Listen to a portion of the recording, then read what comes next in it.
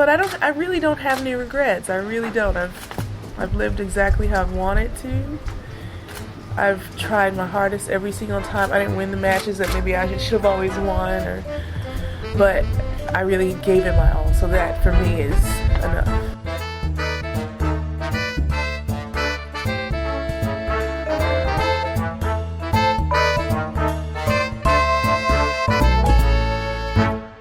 Hello everybody, welcome back to The Body Serve. I'm Jonathan. And I'm James. Episode 297 of The Body Serve. We are coming to you after the completion of Miami. Elina Svitolina is back. She is. Charleston is already underway. Day one of Charleston on green clay. Kind of like an extension of the Sunshine Swing, but a kind of a entree to the European clay season. I've been to Charleston twice. Highly recommend. If you're in and around the area, be sure to check it out this week. Svitolina took a wild card into Charleston to make her return to tour after having a baby last year. And she gave a very good account of herself today, losing in 3 sets to, if it's not one scam, it's another. Yeah, Putintseva is just a really tough first round out, right? Those drop shots are going to run you ragged on clay. So I would say it was a pretty good return from her. Well, that hasn't been the case for Putintseva in a while. Right. But still, you don't want to be running around for 3 hours in your first match. Sunshine Double is over. For a little while, Miami felt a bit cursed with all the rain. And I think because there was so much rain and so much boredom, there was just a lot of discoursing. Right? I felt like every day there was a new low-impact issue that people were just really inflamed about online. And what were they? Oh, well, there was one about Carlos fist-pumping and, putting his hand to his ear to sort of rev up the crowd. Well, for me, he's too good at this point to be still doing that stuff. That's where I fall on that issue. I agree, but it was also like, why are we doing this? It just feels like a rainy day topic that need not spill into the next day. Well, because it's annoying. It's annoying to watch. I get why it's annoying. So, there was all this anger and rage about Francis Tiafoe saying he doesn't mind people walking around during points. Again, another non-issue drummed up by some of those spammy online accounts. That was Miami? You know what I'm talking about. I don't even know. I think so. You know this thing, they bleed into one another, the two tournaments. And then the other would have been pickleball. Oh yeah, I forgot about pickleball. We've talked about this a little on the show. It's not really a topic of much interest to either of us. I understand the territorial encroachment is really annoying because public tennis courts can be hard to come by depending on where you live. But overall, I don't care about the pickleball conversation. I think, now, forgive me, but I do think that tennis makes itself look kind of small when it obsesses over pickleball. Well, the big issue here is that this exhibition with Andy Roddick, Agassi, McEnroe, and Michael Chang, that it was being played and televised at the same time as the men's final, which is kind of crazy. Yes, that's annoying. And the problem here is Sinclair Broadcasting and Tennis Channel. Like, whether or not you like the sport of pickleball, I don't care. It's not something I ever think about. The fact that our tennis broadcaster is doing such a bad job at broadcasting tennis, to me, is another issue. I don't know. I mean, we don't get Tennis Channel here, so I don't really feel like I have a dog in this fight. Yeah, people are always asking us to comment on what's happening on Tennis Channel, and we really don't know, because that is not how we watch tennis here. We don't have that option. To me, it feels like pickleball is...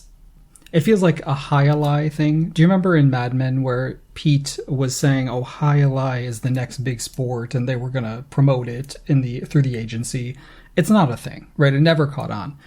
I just don't really think pickleball will become a major force in American sports. I really don't. So the entire tennis world attacking this sport is just, it's a little much for me. But again, I get the territorial dispute. I get the anger about the crypto bros and the, I don't know, is it private equity that's funding this thing or venture capital? Yeah, I don't know that you can sit here and say definitively that pickleball is not going to become a thing, because if people are willing to throw enough money at it, this is America. Like, stranger things have happened. Very true. The question is, will enough people watch it in the long term? Like, that's what will define if it sticks around. Will people pay to go see it in person as well? Will advertisers pay for your ears and eyes? Petra Kvitova. Wow. 30 titles. That's a big deal. She's only the second active player currently who has 30 titles, behind Venus Williams, famously at 49. I mean, she's one of the most successful players of her generation, but also one of the most unpredictable players of her generation. Except when we get to finals. She has a very strong record in finals. The active list of most titles on the WTA Tour, Venus tragically stuck for years at 49.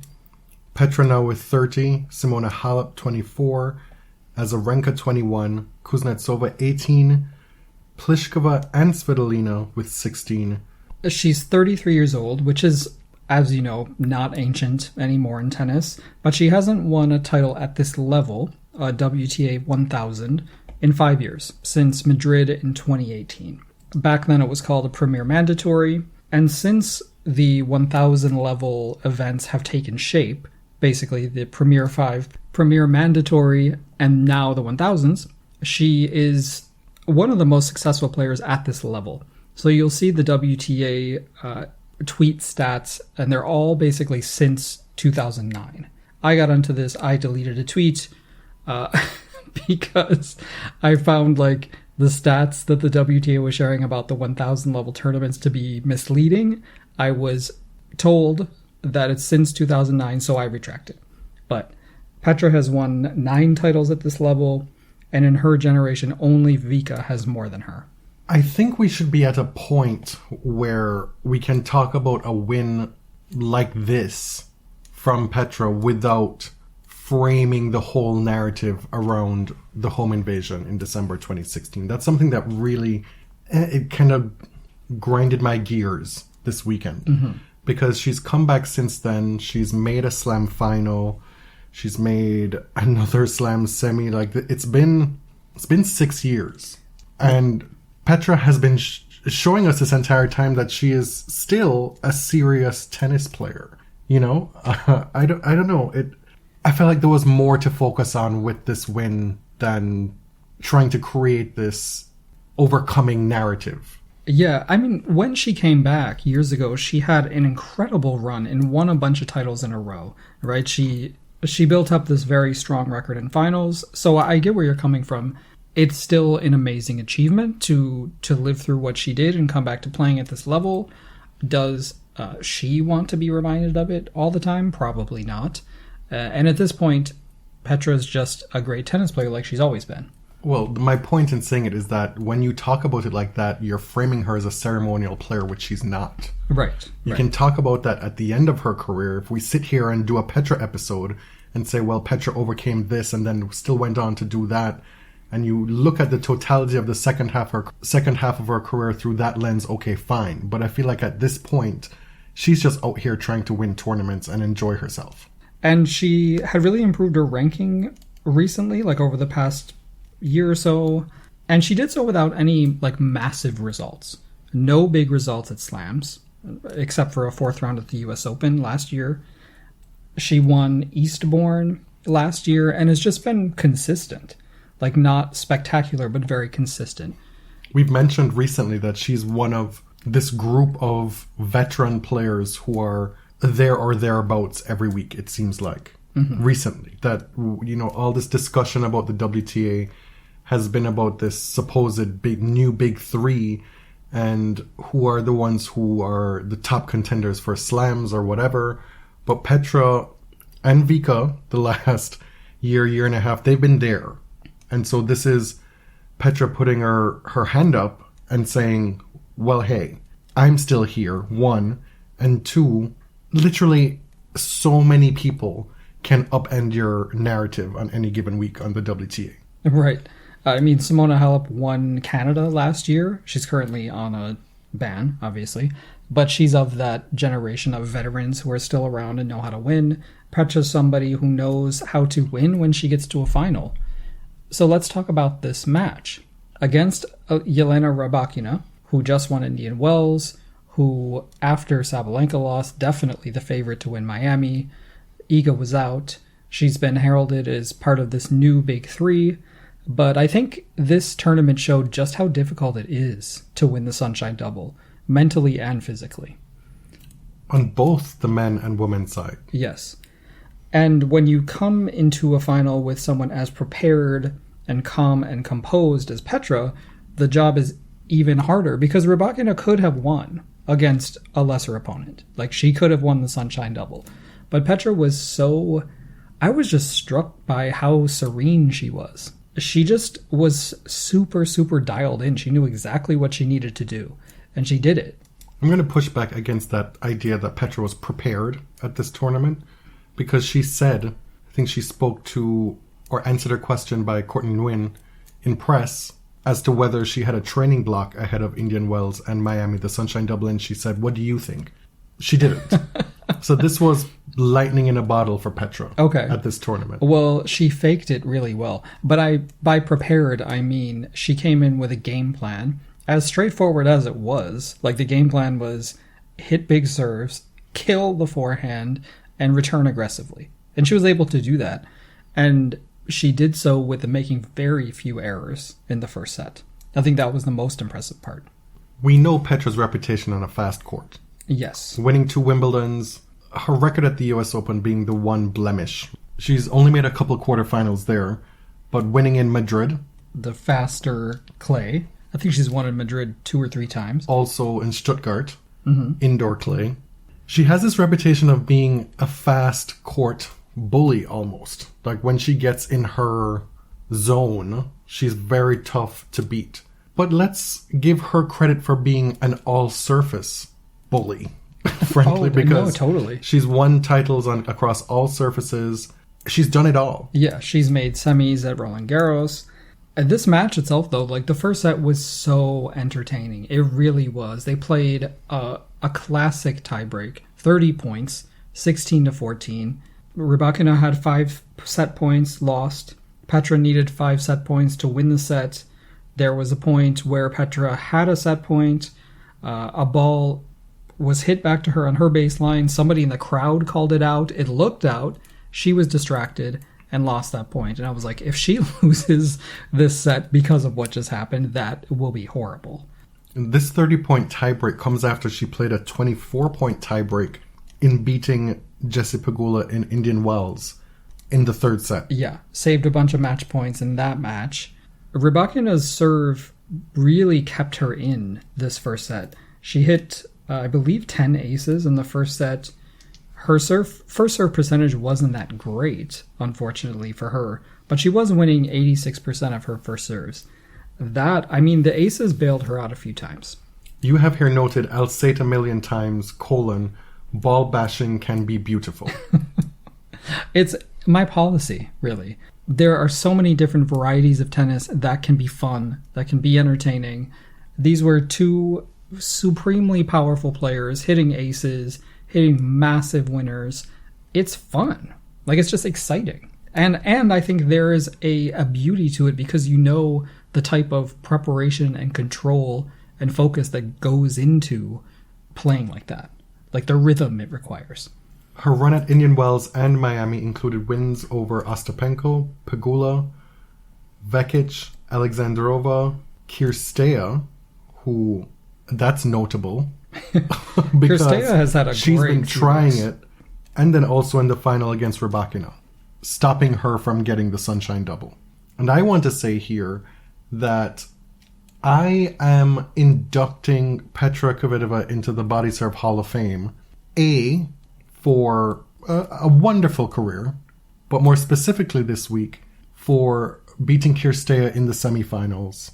And then also, by winning Miami, she evicted Belinda Bencic from the top 10 and took her spot. It was really 2 birds with 1 stone situation. Kirstea, to be fair, had an incredible 2 tournaments. She beat Caroline Garcia twice. She beat gospel legend Kim Burrell. She beat Arina Sabalenka, the number 2 player in the world, Muchova, Vondrousova. It was getting a little scary there, but Petra did what she needed to do.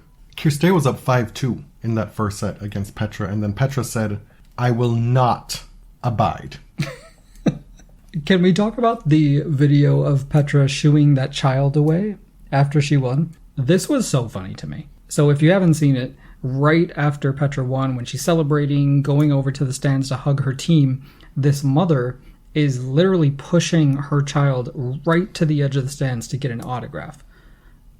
This is neither the time nor the place. Right, and she's in the way. Like, a player is allowed to celebrate with her team after winning a big title. I've never seen a tennis ball that big. So Petra hugs folks, and then she uses her hand to, like, wave away the child. And then someone on her team actually, like, put his hands on the child and ushered her away, which was a little much. Like, you shouldn't touch a strange child. But the Petra shooing thing was so funny to me. I've watched it so many times and laughed. I have zero issue with it. The mother really should be ashamed. You should never push your child down there. That's embarrassing for everybody involved. Earlier in the tournament, Barbora Krejcikova took issue with this narrative of the new Big Three. Essentially saying, well, I'm here.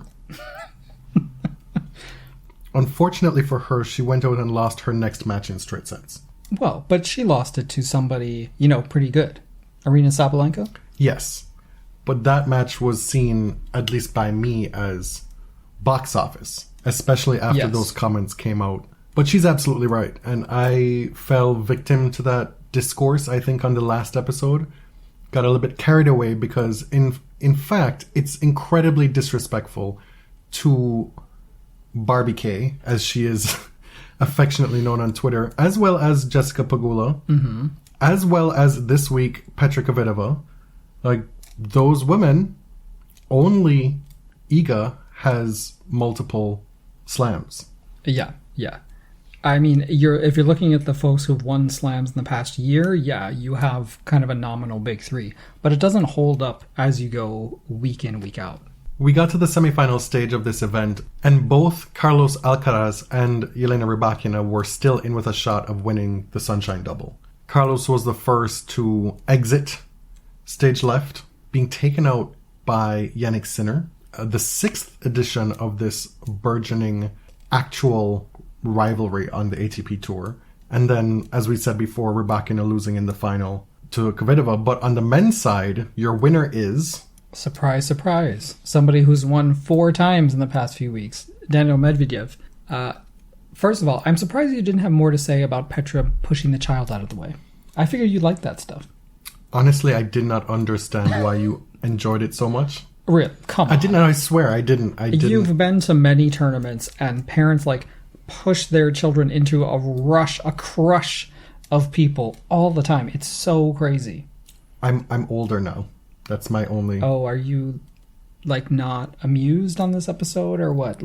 No, I just have to, use my feelings sparingly, I think. Okay. I was happy to sit here and carry on and move on with the episode, and not saying... And you're, chastising me now for not having a reaction. I thought it was funny. I would have put Petra in the Hall of Fame just for that. You are allowed to find things funny, separate and apart from me. Lighten up a little. I just didn't have an opinion on it. Okay, fine. So going back to the men, it seemed like a lot of people were basically writing Carlos into the winner's circle. People were assuming that he had already won. And the history books. Right. And there were times during the tournament where I looked at him and was like, he's unbeatable. Nobody can beat him.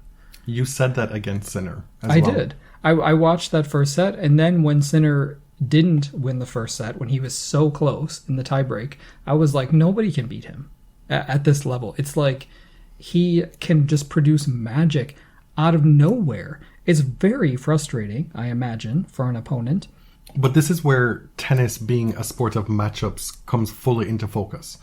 Because I'm sure Daniil Medvedev was thrilled he didn't have to play Alcaraz in that final. Right. Whereas Sinner is one of the very few people on tour who can give Carlos trouble pretty consistently. Yeah, it's been talked about as a rivalry, and now I do feel like it is officially a rivalry to watch, right? They had one classic match at the US Open, but I think Jannik needed another win to convince people that he's going to be a consistent threat against Carlos. Because, I mean, the tennis media, folks on TV, like, they have anointed Carlos. He's getting the young Federer treatment. Everything he does is messianic. So I think it's super important to have people out there like Sinner who can frustrate him. And not just have to wait for, well, maybe somebody will beat him in the final. Like, this is where the depth on the ATP Tour needs to elevate itself to the point where you have people making quarterfinals routinely and playing the same people and having flip-floppity results against each other. Do you know what I mean? Yeah. Right now, we still just have a lot of players with a lot of promise. And I think that Sinner is on the cusp of taking that next step. Like, he is very close. Totally. He has Darren Cahill in his corner. He has, showed more mental fortitude than I expected in that semifinal against Carlos. Not that I expected him to, like, fold up and go home. It's just that sometimes Carlos's fitness and shot making, lobs, drop shots, like, they're just so demoralizing. Well, you kind of did not expect him to win that match after losing that first set tiebreak. No, that's what I'm saying. I was impressed by what he did. But you're saying, but not that I expect him to fold up shop and go home. Oh. You expected him to lose after that. I guess I did after that. Yeah. So let's talk about this match a little bit, and then we'll go back to the final. This final, or this semifinal, was box office. People were talking about it, and it's exciting. And it was a rematch of the previous tournament at Indian Wells. They played in the semis there as well. Mm-hmm. It felt like the match was really making noise outside of tennis, which is obviously so important as the big names aren't here. And you can say that, we're missing Kyrgios, but no, the truth is we're missing Djokovic and Nadal. That's who are the people saying that at this point? Well, like, honestly, right. Nobody is missing Nick Kyrgios that I know of. Well, I guess some people are, but the point is you need matches to, like, leave the tennis world and make noise on social media, and this match gave us a point that did that. And of course there's always hyperbole, like, this is the best point I've ever seen in my life and whatever. It's fine, it doesn't bother me, because regardless, we know that that's exaggeration, but it's getting people talking about tennis and getting excited about tennis outside of the sport. Sure. Like, we just lived through the Big Three era. We saw those points routinely, constantly. So it's one of two things. It's either you're like me, and I can barely remember tennis that I've watched or spoken about 5 minutes after I've watched it. Yes. That I remember so little tennis, even though I've watched it. No, I agree. Or you're being deliberately obtuse for clicks. It's one of those two things. Everybody wants to say, this movie I saw, this is one of the greatest films I've ever seen. It adds weight to whatever you're saying.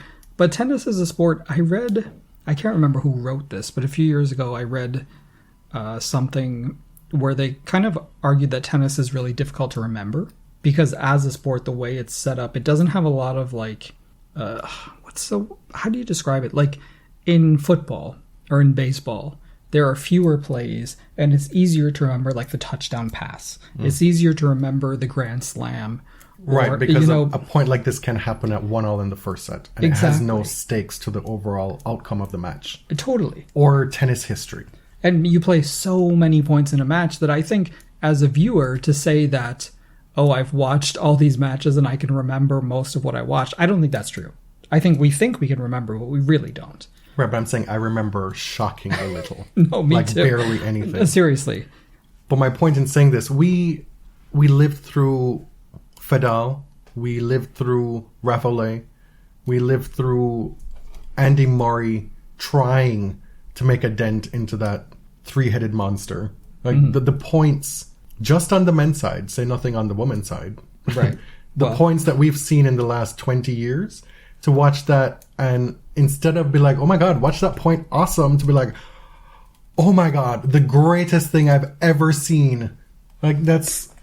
I mean, we're doing everybody involved a disservice here, outside of getting eyes on the sport, which I don't think was the goal to begin with. when Rafa and Nole play, people say that about 15 points within a match, right? That this is the greatest. Every time they play, it's the greatest matchup on clay in history. Like, hyperbole is a part of sport. There are no awards for the best point, right? And so ultimately, I don't think it's that serious, except hyperbole just sort of annoys me. But I don't have like any good reason to say, oh, you need to stop this. No, I do. Okay. It clogs up my timeline. I have to see it endlessly, and it's just so that you can get like an extra 100 retweets. Like, I don't like it. Sure. But if you look at its utility, I mean, because we love tennis, we want tennis to thrive, right? Is it getting people to watch the sport? That's important, if it is. Sure, and if it gets picked up by all these outside outlets and they say that, okay, fine, they don't know any better, but to have it originate from people who should know better, that annoys me. That's all. Okay. That's all I'm saying.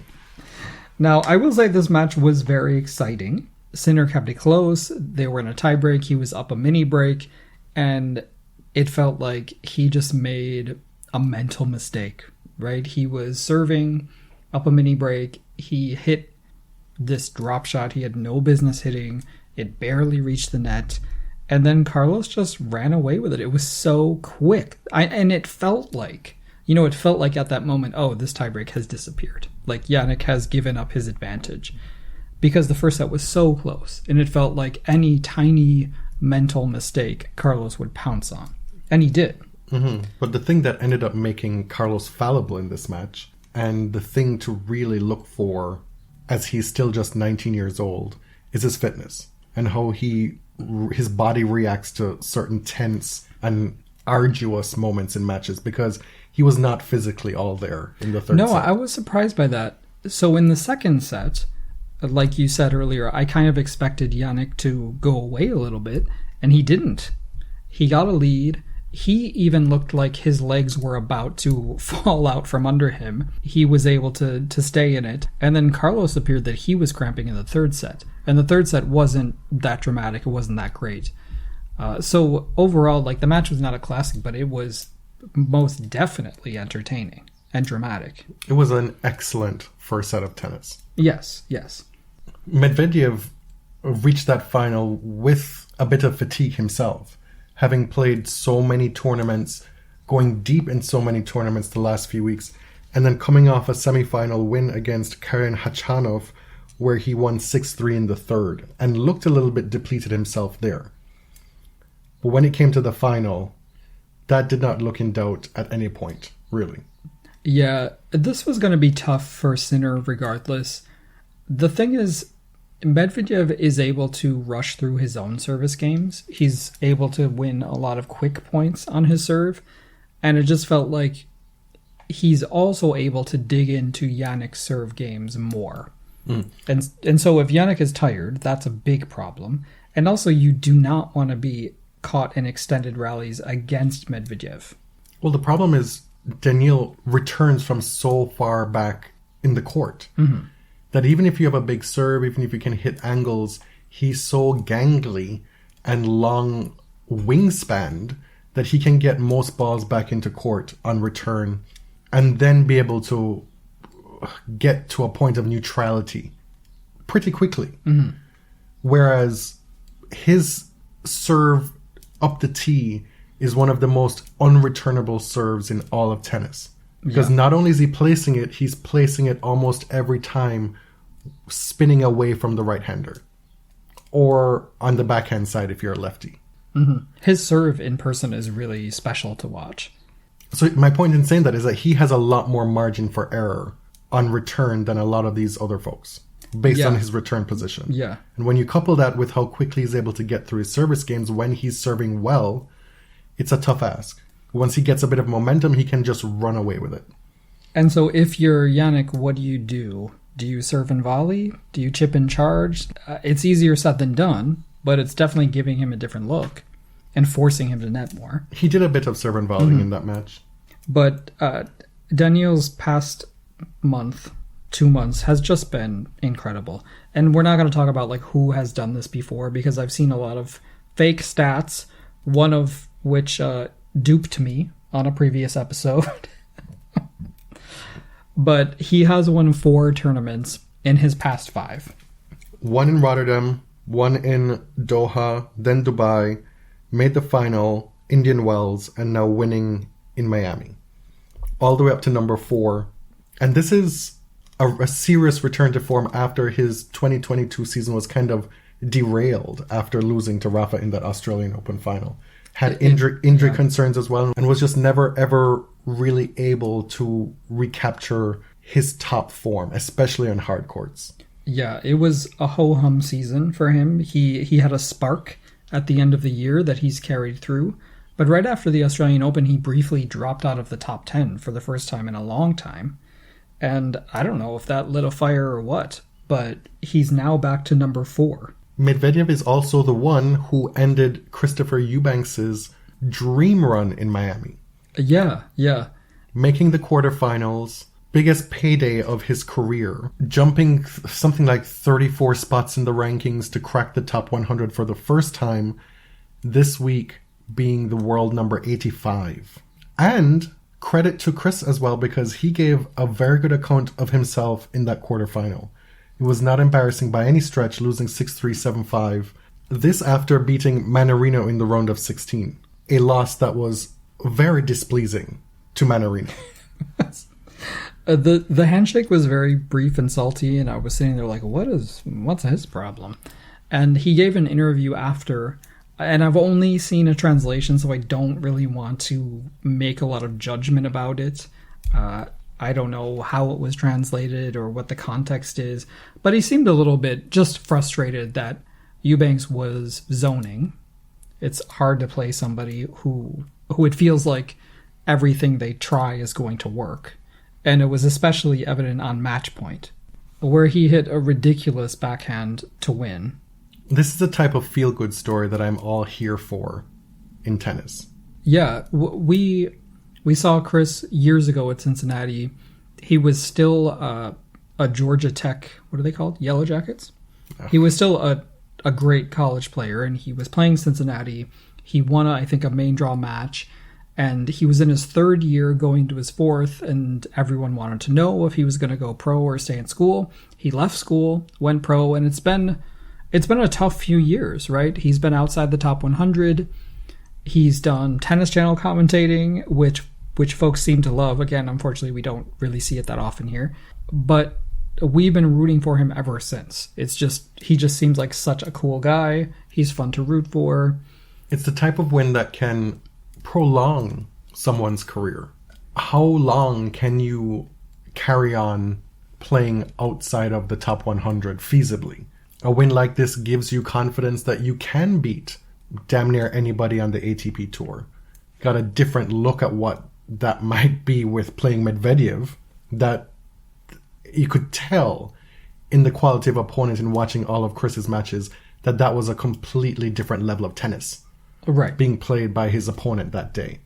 But a win like this gives you the confidence to then say, I'm for sure a top 50 player. I can be that consistently. And it also gives you the resources to travel to different places, hire new people on your team. You're able to fund your career potentially longer. Right. If you're not subsidized by a national federation or you're not independently wealthy, a lot of these guys at that stage, at like 100 and above, are not bringing their coaches around. They can maybe afford to bring their coach to only certain tournaments. Mm-hmm. And is it any accident or coincidence that in the last year or so we've seen him taking Tennis Channel gigs? Right. There's clearly an idea of what his career might look like after his playing days. Mm-hmm. A couple more things on Chris Eubanks. I'm excited to see what the rest of the year holds for him now, with this buffer, with his new ranking, the new opportunities he'll have. And also it was really cool to see the support that he got from the crowd and also by some of the celebrities. He had Jamie Foxx out here caping for him online and in person. Yeah. Repeatedly. Chris's friend, Coco Gauff, won the doubles title with Jessie Pegula. This is their third 1,000 level title. And what a great final this was with Gauff, Pegula versus Townsend and Fernandez. There's a few kind of exciting things going on here. Taylor Townsend, since returning from maternity leave, has built up just a great doubles career. She has reached the Slam final, Roland Garros semifinal, the runner-up here. She's won 2 500 titles, done all that, and still hasn't touched the top 10 in doubles. She's gotten to a career high of 14 this week. But Gauff, Pegula are really the rare top singles players who are playing doubles consistently. A lot of top singles players will play at the slams, but not many play week in, week out like they do. At this current point in WTA history. Right. It used to be commonplace, of course, but it's really not anymore.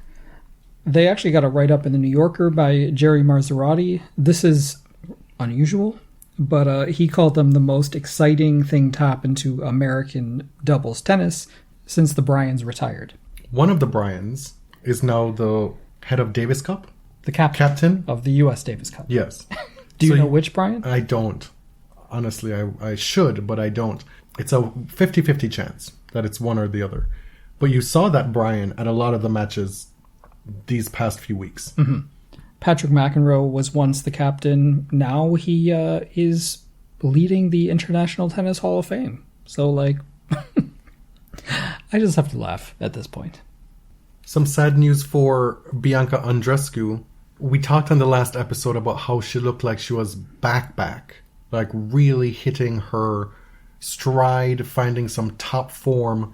And then in Miami, she suffers a horrific ankle injury and has to be wheeled off the court.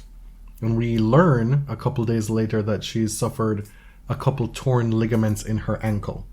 She really has a remarkable attitude, because just the next morning, she was thanking fans on Twitter and showing good humor about the situation. It was, people were distressed watching it. It was really difficult to watch, and she was clearly in a lot of pain. As she had beaten Raducanu, Sakari, and Kenin that week, and of course, we asked on the last episode, it was more of a question, is Bianca back? And then her run in Miami was like, oh God, I think she is. And then this injury, it's so frustrating. And then when this injury happens, we have these people on Twitter writing things like, I don't want to be the one to speculate, but this reminds me of when Bethany Maddox-Sands had her injury at Wimbledon. I don't want to speculate, but this looks like is Achilles. Achilles. This could be months upon months. She could be out for a very, very, very long time. Mere minutes after this has happened. It is the height of distastefulness. What are you... I don't know what you gain by diagnosing somebody. It's this need to be first. Yeah. Right? It's this need to be the one to have called it. It's in step with the whole, this is the greatest point I've ever seen. It's a disease. Being right is more important than being first. It's ideal to be both. News this week as well that Wimbledon will now allow everybody to play at the All England Club this year, provided a couple stipulations are met. Wimbledon has made the, quote, incredibly difficult decision, largely due to the consequences of what happened last year, the ATP and WTA taking points away from Wimbledon, and the financial burden, the fine, and the hit to the LTA. They've made the decision to allow Russian and Belarusian players to play Wimbledon. The fact that their lead-up tournaments may have been in jeopardy. Yeah. Had this decision been doubled down on for a second year. So their major revenue sources were at risk. Now, Russian and Belarusian players can play provided that they sign declarations of neutrality. And additionally, any players who continuously receive funding from those governments are still banned. So you cannot take funding from Russia or Belarus, and you have to sign a declaration of neutrality. Petra Kvitova said this week that she doesn't think Russian and Belarusian players should be allowed to play Wimbledon or the Olympics. She was more firm about the Olympics. Like, the Olympics were a no-brainer for her. Mm-hmm. Which, if there is one tournament that these players could be or maybe should be banned from, it is the Olympics. Right. The Olympics are a centuries-long exhibition of nationalistic propaganda. Indeed. And so to have these players representing those countries on that stage at this time, I can see how we get to that step. Mm-hmm. Oh, I'm curious about these player declarations. What are the consequences of signing them back home? Like, what do the declarations look like? We know, like, there have been conflicts behind the scenes. Some players have talked about it. Some other players have downplayed them. For example, Medvedev said he's had no arguments or anything in the locker room, but Sabalenka says she has. Let's just be clear. This situation sucks for everybody. There are no winners here. This is literally a war where people are being killed, where civilians are being targeted. Like, tennis is not important. Right, but it does suck more for some people than others. Indeed. I'd be curious to see what it is that these players are asked to declare. Yes. Like, what is it that you are testing to? What is the actual written language of this declaration? Yeah. The All England Club said they have gone through, quote, extensive engagement with the government and tennis stakeholder bodies, unquote, to develop the declarations, and then how to implement them and how to enforce them. I mean, a few Russian players last year said, let us play and we will essentially declare that we are neutral or that we're against the war. And Andrei Rublev was one of them. Yes, that's what I'm thinking of. And so this is what's required this year. Now, Wimbledon and the UK government are clearly not happy about it. Like, they intimated that their hand was forced and that they found the actions of the ATP and WTA reprehensible, but those actions worked, for better or for worse. The ATP and WTA accomplished what they wanted to. Everybody involved was protecting their own best interest. Yes. With Wimbledon maybe being strong-armed a little bit by the UK government. Yes, by their own government. Rafael Nadal may be returning at Monte Carlo, but we don't know. It starts next week. He will not commit because he says there is a lot of work to do.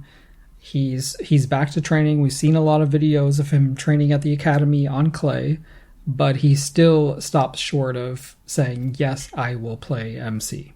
He's on the entry list. I haven't seen many, if any, videos of him in high intensity practice. Right.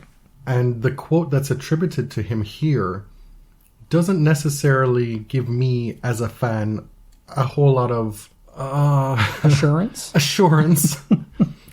that, this is a return that's imminent, or that it's a return that he has great confidence in being super successful to the point where he's expected to win Roland Garros again. Mm-hmm. He says, quote, I really hope to see you again this year at Roland Garros, and I'll try to be competitive. Try? Right, but you do have to read this in Rafa speak. Yes. He always downplays his chances. He always wants you to be overwhelmed. Like, he wants to set expectations low. Which is why his haters and detractors hate and despise him. Because they feel like he's been stunting in their faces for years, for decades, downplaying his injuries, and then, look, there he is. Mm-hmm. But realistically, if this is another burst that could be, among his last, he needs to be very, very careful that the ab is fully healed. Last year, he had the rib injury on top of all the other horrible stuff with the nerves in his foot. I believe that it's going to take a lot of foundational work to get this body right if he wants to make a real run. If you've been a fan of men's tennis for the last, 10 years, you may be wondering, well, what has happened to Luca Pouille? Mm-hmm. And we got some news on that from the man himself. Yeah. A few years ago, in 2018, 2019, he was being coached by Amelie Mauresmo. he was really breaking out. He beat Rafa Nadal, I think, at the US Open. He made a few slam quarters, an Australian Open semi. And then, he kind of disappeared. And he said that, a lot of it was injuries, but he dealt with some depression, some substance use. And he told L'Equipe that after the grass season last year, he became really depressed. He was sleeping 1 hour per night. He was drinking by himself, and it was really his lowest point. And he said that period where he was super successful, when it was all taken away because of injuries, he had just a very tough time dealing with it. He's 29 years old now, just had his birthday in February. He's won 5 ATP titles. And like you said, semis at the Australian Open in 2019, quarters, back-to-back quarters at Wimbledon and the US Open in 2016. He has started playing challengers again. He said after that grass season in 2022, when he was feeling really low, he didn't pick up a racket for pretty much the rest of the year. He has started playing challengers again this year, but plans to make a bigger return to tennis, a more serious return. And he said that part of it was he knew he had to mourn that period where he was very successful and making a lot of money, and he was younger. And it took some humility to come back and say, well, I have to play at the challenger level, and I'm going to make maybe no money and go through this like a lot of players have gone through it, because I'm not where I want to be yet. He made the semifinal in Australia in 2019. That was the year he was coached by Mauresmo, right? And then he misses all of 2020. His first slam back is at the 2021 French Open. Plays 5 slams in a row, doesn't get out of the first round in any of them, and he's been off the tour since the middle of last year. We know that being on tour can often be an isolating experience. And so it's important, and thank you to him for shedding light on what I'm sure it's like for a lot of players. He's not unique in having gone through this, and I'm sure he's not the only one. You're seeing more and more players be open about depression and about isolation and other mental health issues, and it can only be a good thing. Garbiñe Muguruza today posted on Instagram that she is spending time with family and friends, and it's really been healthy and amazing, so I'm going to lengthen this period till summer. Therefore, I'm going to miss the clay and grass season. Just like that. Garbiñe's career took a really bad turn. She won the WTA finals and then just had a horrible stretch, and she's been off the tour. She's just taken time for herself, to have the wherewithal and the self-knowledge to say, I just need to leave. I need to take a break for a while. That's great. Otherwise, what is the point? You're out here competing and losing week to week and having those bad feelings compound. It's like a vicious cycle, right? Meanwhile, people are looking at you like, you are Garbiñe Muguruza, you should be winning this, and that. But you are clearly not the Garbiñe Muguruza in that moment. Right. Meanwhile, you have all these young people hatching and snatching. You have this new alleged big three. You've got Petra Kvitova coming back from 5 years of never winning a Masters 1000 and just doing it like that. Making it look so easy. What do you feel? Yeah. Being with her in Miami can you and imagine watching it happen. The FOMO that almost every player feels, that should be me. So I'm glad that Garbiñe is taking time away, and she's open about it. This time has been healthy for me, and guess what? I'm missing my 2 best surfaces because I have more important things to do. They're independent contractors, right? They work when they want to. That's how it should be. And at the end of the day, she's a person of means who is able to afford to do this. Well, yes. And so she should.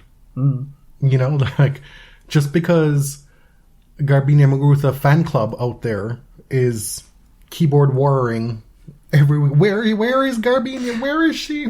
Oh my God, I'm dying. When will she pop up next? That's not reason for you to show up when you're not ready. Well, of course they want her back, but there's also, for every player, there's just a lot of haters about, you're such a loser. You should be playing way better than you are. You suck. And she's one of the players who's taken the brunt of that. Yeah, totally. On social media. People are ruthless toward her. One final thing before we go, I want to make sure that we give Petra her props, her proper props on this episode, because there are few tennis players on either tour with her resume. True. With what she's accomplished, you may make the argument that Petra has underachieved in her career, which you could if you want, but she still accomplished a hell of a lot. And on top of that, she's one of those players that when you watch her in full flight, you know you're watching somebody special. She does things on a tennis court that most who've ever picked up the racket could only dream of doing. Mm-hmm. She's one of the few players who get that word peak in front of her name. People talk about peak Petra, peak Mary Pierce, peak Serena. The things that she can do, some folks feel that no one can do. That she can reach a level that even if she's playing a GOAT, that GOAT has to be peak as well. Right. To beat her. Like, her peak is that high. And while I'm sure it's been frustrating for a lot of her fans to watch her over the years because she hasn't always been able to tap into that peak Petra consistently, when it arrives, it is truly special. And that is what we saw in Miami this week. And even doubly special for her, I'm sure, to do it at this stage in her career. Mm-hmm. And against these players who are supposedly occupants of the WTA penthouse. Mm-hmm. Let me just say... It was a reminder to the girls. Be ready. Let me just say, I feel like we're getting toward a sweet spot again in women's tennis. It hasn't always been my favorite, but I think we're really getting there. It's not a big three, but there are players who are rising to the top, and there are very exciting matchups throughout draws constantly. But there is like a tier one that's bubbling to the top, and I think it's really exciting. And I think men's tennis, you guys, you'll get there. Wishing them luck, but... Will they? Maybe. But with Carlos asserting himself, like, will he dominate like one of the greats? Maybe, maybe not, and maybe that's not what we need. There was a bit of coaching kerfuffle today, whereby Holger Rune announced his split from Patrick, and then on the same day, Coco Gauff said her and her coach were parting ways. Oh, Lord. And so people are reading the tea leaves, and we know that Coco's had an association with that academy for a while. And the timing of those two things has sent some into a spiral. Not a spiral of excitement, mind you. No. A spiral of a fear. Swirling eddy of despair. And dread. So that's something to look out for. Right. Or maybe it means that Simona's defense was successful. Yeah. You never know. We may be hearing about that soon as well. It could be the Linguini defense. Well, Tortellini was already taken. I'm just saying. Okay. That brings us to the end of episode 297. We may have something special planned for 300. Not willing to talk about it yet. Our tri-centennial. Mm-hmm. We'll be entering our Brian Lara era of triple century. He has a quadruple century, right? And a quintuple century. Really? At first class cricket, yes. Okay. I forgot the number. He's the only to have done the 3-4-5 treble. Well, put that in your pipe and smoke it. My name is Jonathan. You can find me on Twitter at tennis_John. And I'm James at ElliotJMR. 2 L's, 2 T's. This is The Body Serve. You can find everything Body Serve related at linktree.com/thebodyserve. Thanks for listening. Till next time. Thank you. Thank you very much.